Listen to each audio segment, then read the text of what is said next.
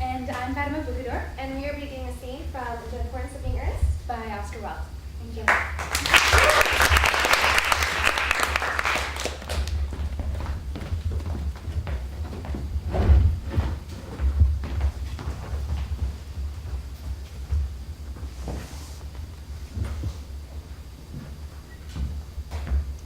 Miss Fairfax.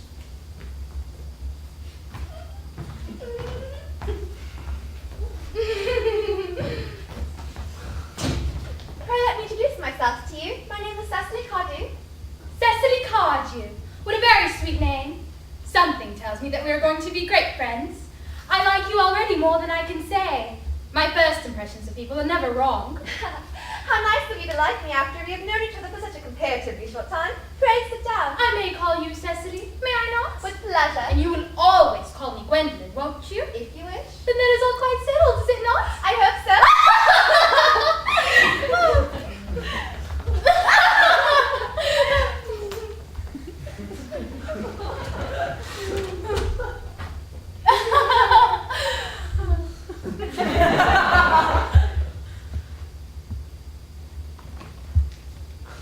Perhaps this might be a favourable opportunity for my mentioning who I am. My father's Lord Bracknell. You have never heard of Papa, I suppose? I don't think so. Outside the family circle, Papa, I'm glad to say, is entirely unknown. I think that is quite as it should be. The home seems to me to be the proper sphere for the man, and certainly once a man begins to neglect his domestic duties, he becomes painfully effeminate. Does he not? And I don't like that. It makes men so very attractive. Cecily, Mamma, whose views on education are remarkably strict, has brought me up to be extremely short-sighted. It's part of her system. So, do you mind my looking at you through my glasses? Oh, not at all, Gwendolyn. I'm very fond of being looked at.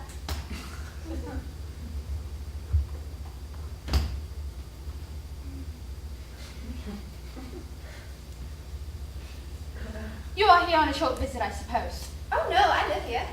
Really? Your mother, no doubt, or some female relative of advanced years resides here also. Oh no, I've no mother, no in fact any relation. Indeed.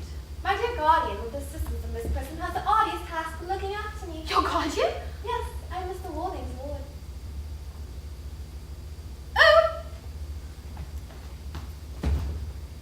It is strange you never mentioned to me that he had a ward. How secretive of him. He grows more interesting hourly. I'm not sure, however, that the news inspires me with feelings of unmixed delight. Cecily, I'm very fond of you. I have liked you ever since I met you.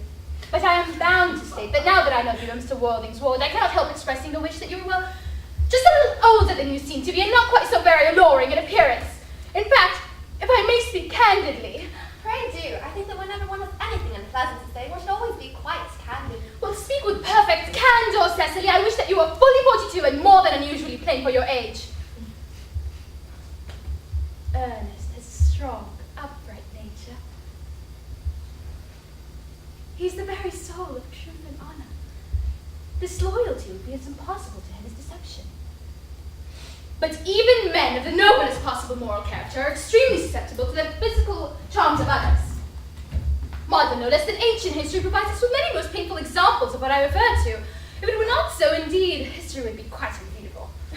Oh, I beg your pardon, Gwendolyn. Did you say Ernest? Yes. But it's not Mr. Earnest Worthing who's my guardian. It is his brother, his elder brother. Ernest never mentioned to me that he had a brother. I'm sorry to say they have not been on good terms for a long time. Ah, that accounts for it. Now that I think of it, I've never heard any man mention his brother. The subject seems distasteful to most men.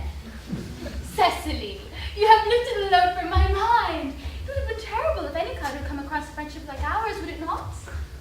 Of course, you are quite sure that it is not Mr. Ernest Worthing who is your guardian. Quite sure. In fact, I'm going to be his. I beg your pardon. Dearest Gwendolyn, there is no reason why I should make it a secret to you. Our little count newspaper is sure to chronicle the fact next week.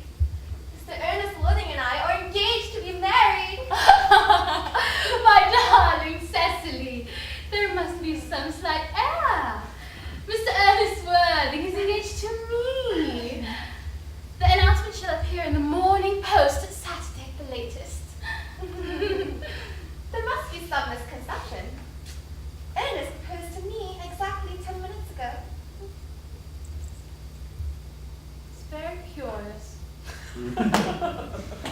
Mr. Ernest Worthing asked me to be his wife yesterday afternoon at 5:30. Do you care to verify the incident? Pray do so. I never travel without my diary. One should always have something sensational to read on the train. I'm so sorry, dear Cecily, if it is any disappointment to you, but I'm afraid I have the prior thing. It would distress me more than I can tell you, dear Gwendolyn, if it caused you any mental or physical anguish, but I do feel bound to point out that since Ernest proposed to you, he clearly has changed his mind. The poor fellow has entrapped himself in any foolish promise. I shall consider it my duty to rescue him at once. The firm hand. Whatever entanglement my dear boy may have gotten into, I'll never approach him with it after we are married. Do you allude to me, Miss Cardew, as an entanglement? You are presumptuous! On an occasion of this kind, it becomes more than a moral duty speaks one mind. It becomes a pleasure. Do you suggest, Miss Fairfax, that I entrapped Ernest to engagement? How dare you? This is no time for wearing shallow masculine manners. When I see a spade, I call it a spade. I'm glad to say I have never seen a spade. It's obvious that our social status is widely different. The lady as usual, miss. Yes, as usual.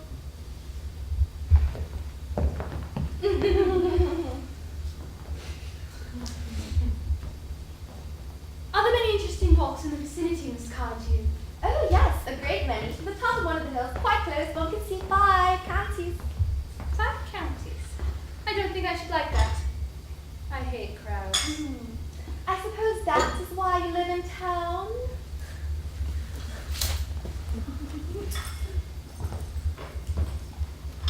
Quite a charming room this is of yours, Miss Cardew.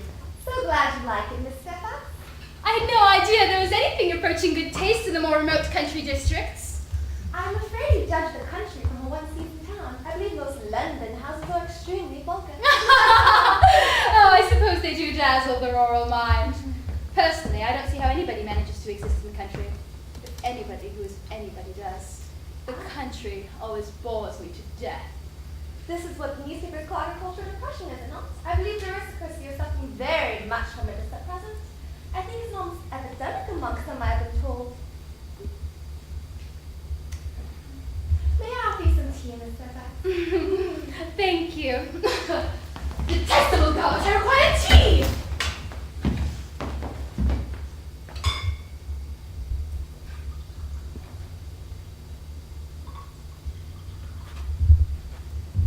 Sugar? No, thank you. Sugar is not fashionable anymore.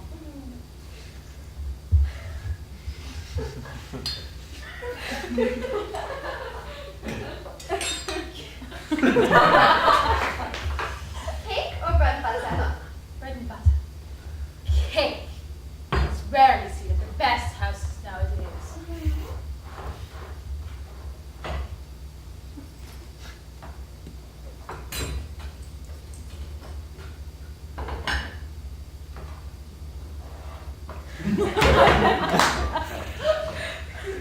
And that's Miss Fairfax.